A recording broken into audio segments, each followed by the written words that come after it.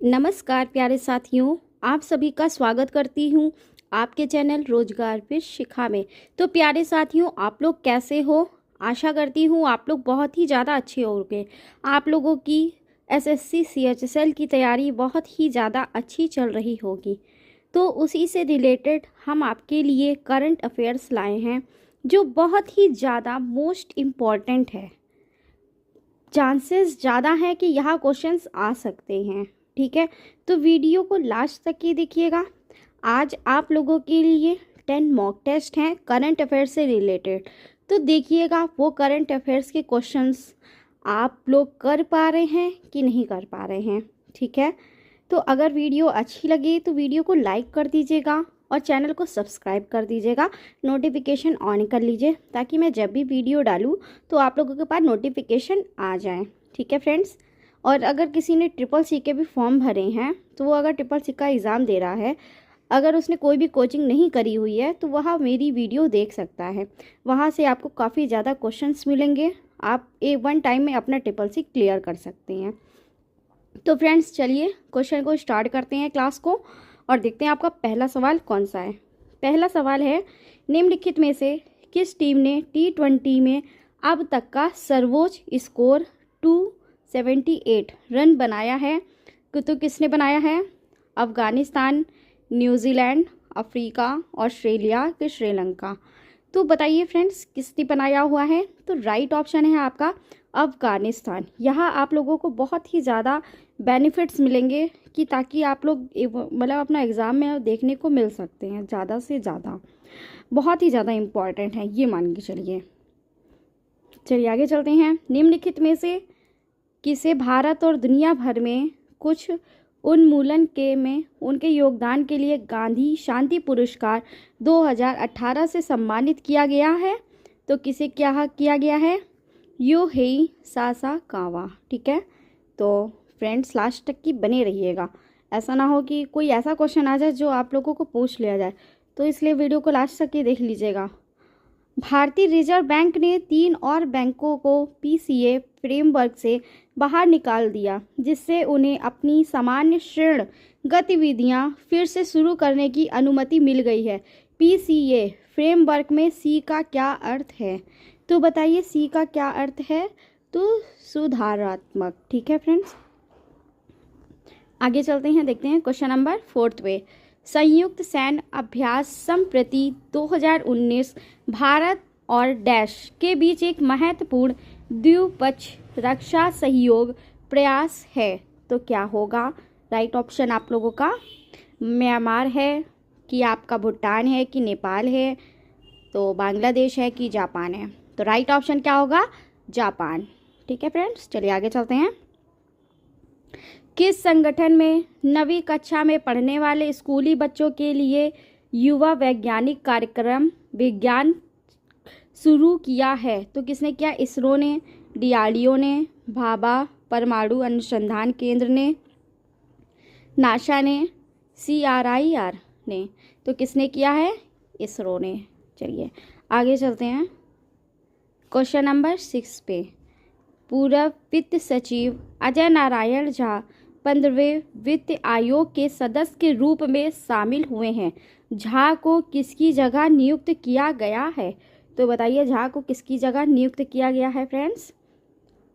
हसमुख idea, Shaktikanta Das, Raghuram Rajan, S मुद्रा, उर्जित पटेल? तो शक्तिकांत दास जी को करा गया है। ठीक है, आरबीआई के गवर्नर जनरल कौन है? मूडीज के अनुसार कैलेंडर वर्ष 2019 और 2020 में भारतीय अर्थव्यवस्था के डैश प्रतिशत की दर बढ़ने की उम्मीद है। तो कितनी है? 7.3%। ठीक है, देख लीजिए बहुत ही ज़्यादा इम्पॉर्टेंट है। ठीक है, अपने इंडिया से रिलेटेड सारे क्वेश्चन हैं तो आने के चांसेस बहुत ही ज़्यादा बन जाते हैं।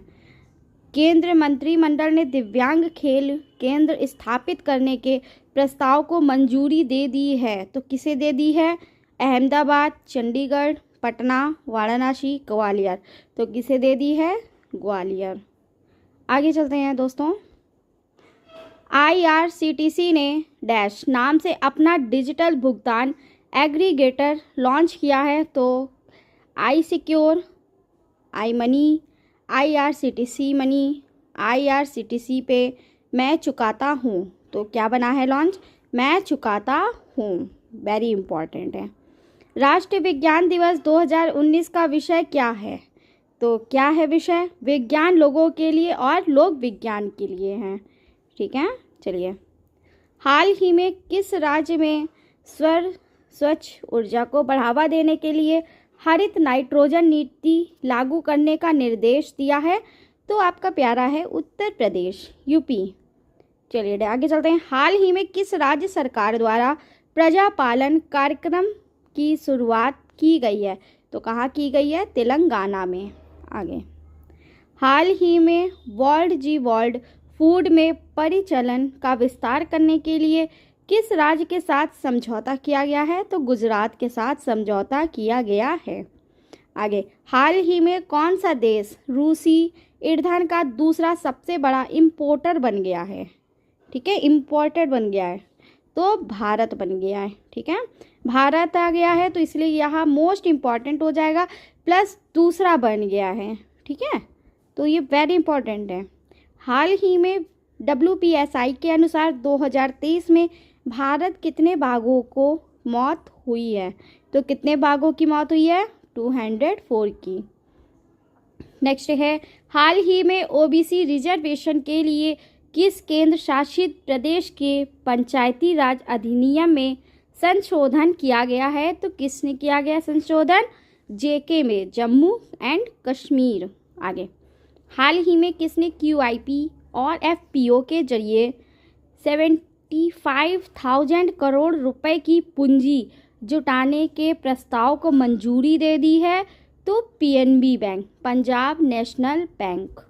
ठीक है फ्रेंड्स, अगर वीडियो अच्छी लगे तो लाइक और सब्सक्राइब करना ना भूलिएगा। नोटिफिकेशन ऑन कर लीजिए ताकि मैं जब भी वीडियो डालूँ आप लोगों के पास पहुंच जाए। हाल ही में श्री LP हेमत को किसको मैन ऑफ द ईयर 2023 पुरस्कार से सम्मानित किया गया है? श्री निवासुलु।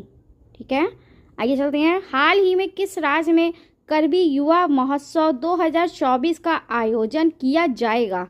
तो कहाँ किया जाएगा? युवा महोत्सव 2024 करबी। ठीक है, ये याद रखिएगा, मेन इंपॉर्टेंट ये है। आगे, हाल ही में प्रधानमंत्री श्री नरेंद्र मोदी ने किस राज्य में 511 प्रमोद महाजन ग्रामीण कौशल्य विकास केंद्रों को शुभारंभ किया है? तो राइट ऑप्शन क्या होगा? महाराष्ट्र। आगे, हाल ही में किस तिथि को वैश्विक परिवार दिवस मनाया गया है? 1 जनवरी 2024 को मनाया गया है। हाल ही में तेलंगाना राज्य ने क्या लॉन्च किया है? तो क्या लॉन्च किया है? अभय हस्तम। ठीक है, हाल ही में किसने गांधीनगर में NCDFI के नए कार्यकाल भवन की आधारशिला रखी है?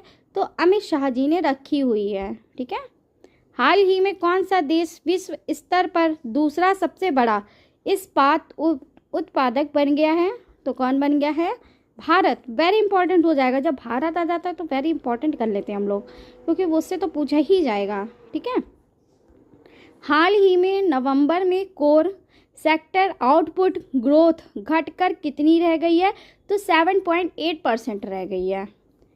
हाल ही में व्यापार समझौते के बाद ऑस्ट्रेलिया देश में भारत के निर्यात में कितने प्रतिशत की बढ़ोतरी हुई है? तो कितने प्रतिशत की बढ़ोतरी हुई है? तो 14%। आगे चलते हैं। हाल ही में किसने नेशनल ट्रांसिट पास सिस्टम NTPS का फुल फॉर्म पूछा जाएगा लॉन्च किया है? तो किसने लॉन्च किया है? भूपेंद्र यादव जी ने।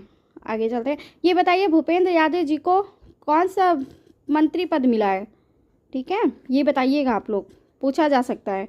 मैंने आपको ये सारे करवाए हैं। ठीक है, तो आप लोग ने अगर नहीं देखा है वीडियो तो जाकर के वीडियो देख लीजिएगा, पोर्टफोलियो और किसको क्या मिला है। हाल ही में किस राज्य सरकार द्वारा द्वारका में भारत का पहला पनडुब्बी पर्यटन शुरू किया जाएगा? तो गुजरात में भारत का पहला है। वेरी इंपॉर्टेंट हो जाता है जब भारत में पहला होता है कोई भी चीज़। हाल ही में विश्व तीरंदाजी पुरस्कार जीतने वाली पहली भारतीय तीरंदाज कौन बनी है? तो शीतल देवी। हाल ही में किस तिथि पर पूरे विश्व में अंतर्मुखी दिवस मनाया गया है? वेरी इंपॉर्टेंट है, पहली बार मनाया गया, वो भी पूरे विश्व में, तो 2 जनवरी 2024 को। हाल ही में पीक आवर्स में सबसे अधिक बिजली की आपूर्ति करने वाला पहला राज्य कौन बना है?